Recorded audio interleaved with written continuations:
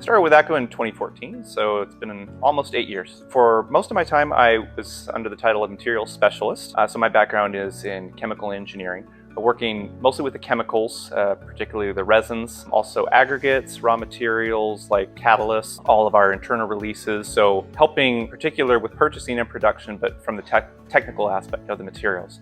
I became research and development manager in 2020, and I've been doing that for 2 years. And then recently with Marty coming on board, I'm focusing more again on materials, but also on quality.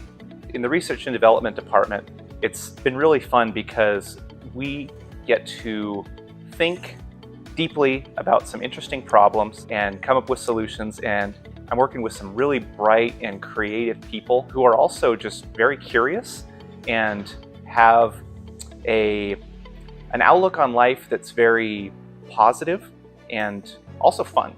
I'm very happy with the people that I have, and it's really, even more than anything, just structural in the company. The particular people that we have are very special. The care and concern for other people.